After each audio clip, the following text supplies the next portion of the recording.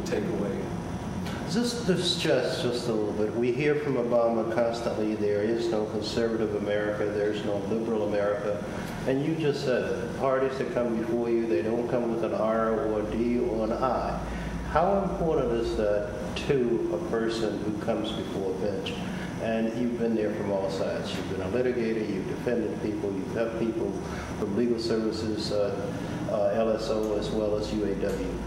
How does that help you to see people as they come before you without seeing the R's, the I's, or the D's? Well, most people are not political. Most people, I've learned, are more concerned with day-to-day relations, day-to-day problems.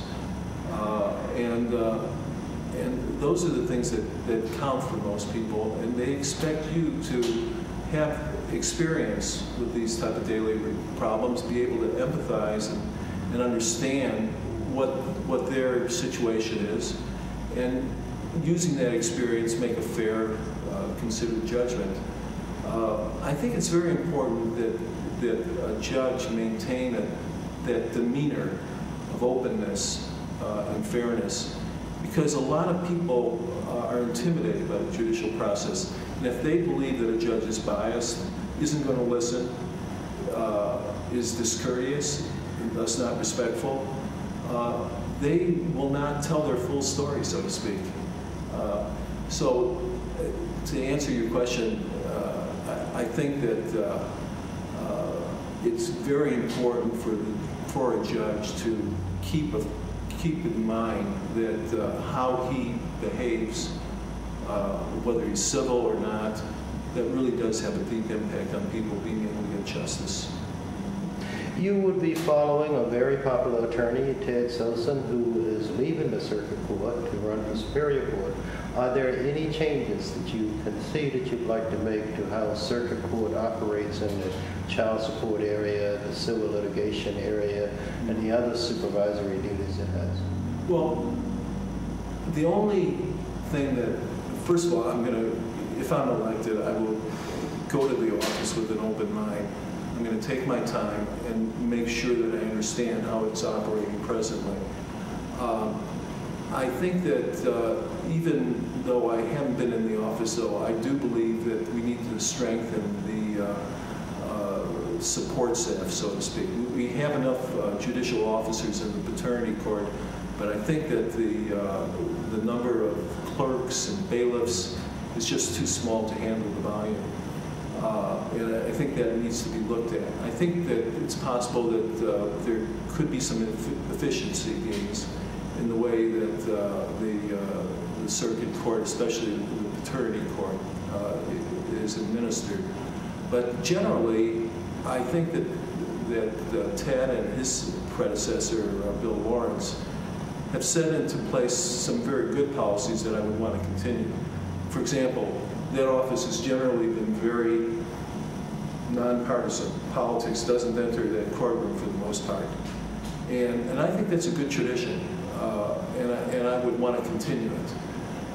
That wasn't always the case, and we've had circuit court judges that were very partisan, very political, and I just don't feel that's appropriate. So that's something that I would certainly want to continue.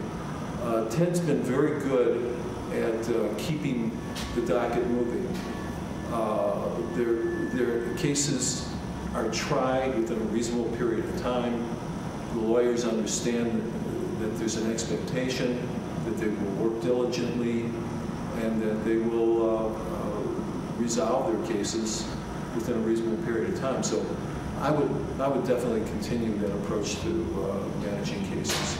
Last question. You mentioned that there should be no partisanship once you enter the courtroom. And some of our first-time voters are going, well, then why do you run as a Democrat, Republican, or Independent? How do you run as a Democrat and say to the world, I will be the best person to act as and be elected as circuit court judge? Well, I don't think that the party affiliation tells you everything you need to know about a judicial candidate, but it can give you some insights into the candidate. Judges are influenced by what values they've developed as an individual and what political values that they have espoused. It does affect your outlook on cases. It does affect your ability to understand different groups of people. And as a Democrat, I've been both a big and a little d Democrat. I believe that there should be respect given to all persons regardless of economic situation. I think that's a little bit more identified with the Democratic Party, at least the Democrats who I feel a close kinship with. So I think to that extent, the label Democrat versus Republican is important. It's probably more important in the more explicitly policy-making positions, such as a state representative.